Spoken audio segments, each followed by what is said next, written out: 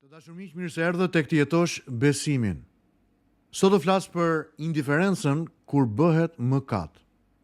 Shëmëtyra e të pasurit dhe Lazarit.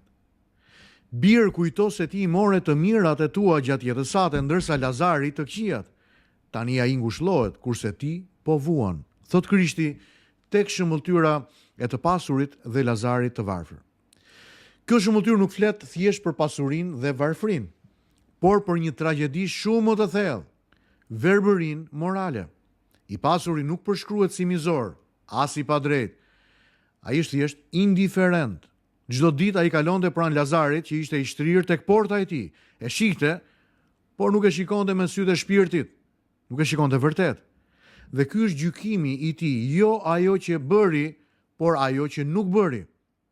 Një figurë historike që na ndihmon ta kuptojmë këtë është njeriu me emrin Albert Schweitzer, mjek, teolog dhe filozof. Ai la një karrierë të shquar, të sigurt në Evropë për të shërbyer në Afrikë, mes të varfërve dhe të smurve. Schweitzer i thoshte: "Mëkati më i madh i kohës son është indiferenca ndaj vuajtjes." Ai kuptoi atë që Jezusi po na mëson pikërisht këtu. Dashuria nuk matet nga sa ke, por nga sa ndan. Besimi nuk matet nga lutjet, por nga dhemshuria, si thoshte edhe Emanuel Levinasi. Të shohësh fytyrën e tjetrit është të ndjesh thirrjen morale për përgjegjësi. Ndaj më lejoni të ndaj disa të vërteta të rëndësishme. E para, ferrin nuk e krijon Zoti, e krijon mbyllja e zemrës. I pasuri nuk u dënua sepse ishte i pasur, por sepse jetoi pa mëshirë. Së dyti, hendeku fillon në tokë, jo në përjetësi. Distanca mes të pasurit dhe Lazarit të varfër ekzistonte që më parë. Njëri jetonte në luks, tjetri në vuajtje, njëri në rehati, tjetri në nevojë. E vërteta e tretë, koha për të ndryshuar është tani. Nëse sot ndryshoni, nëse sot merrni vendimin për ndryshuar jetën tuaj, nesër i keni shpëtuar ferrit ndarjes së përjetshme me Zotin dhe të afërmit tuaj. Pas vdekjes nuk ka më mundësi korrigjimi. Këtë thot Bibla. Jeta është vendi i pendimit dhe i dashurisë aktive.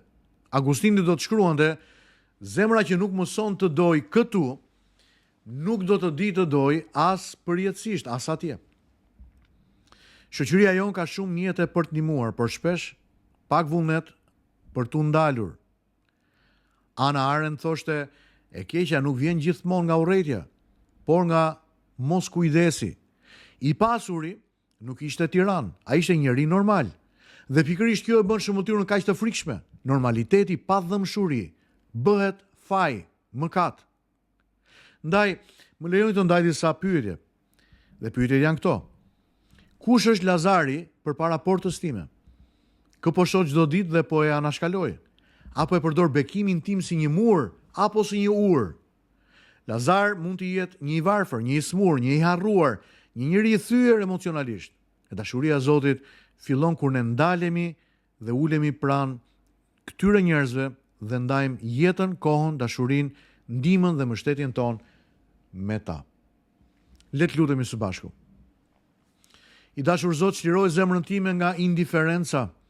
Mos më lejo të kaloj pranë vuajtjes duke ruajtur paqen time të rreme. Më jep sy që shohin, zemër që dhëmb dhe duar që veprojnë. Mos më lër të jemi pasur në rehati dhe i varfër në dashuri. Na beko këtë ditë o Zot, bekoj burra dhe gra që janë duke më ndjekur, fëmijët dhe familjet e tyre, dhe na ndihmo që të jetojmë jo në indiferencë, por një jetë ku aktivizojmë besimin ton në vendin e ndihmës, dhemshurisë, dashurisë dhe përkujdesjes për njerëzit në nevojë. Na çliro nga egoizmi ynë, na çliro nga indiferentizmi ynë, dhe lejo Zot që të kemi dhe të ndërtojmë një botë me qendër të universit ton, vullnetin ton. Në emrin e Jezusit. Amen. Ky ishte meditimi i kësaj dite miq, shpresoj që ka qenë bekim për ju. E nëse ka qenë bekim për ju, sikundër meditimet e ditëve të tjera, shkruani një koment, ndajeni me miq tuaj që këtë dritare për nga ku ne marrim një rrezë drite, një rrezë inkurajimi, ta ndajmë dhe me të tjerë. Dhe komuniteti ynë të ndërtohet dhe të rritet çdo ditë. Zoti ju bekoft, me zi pres ju takoj sërish në meditimin e ditës së nesërme.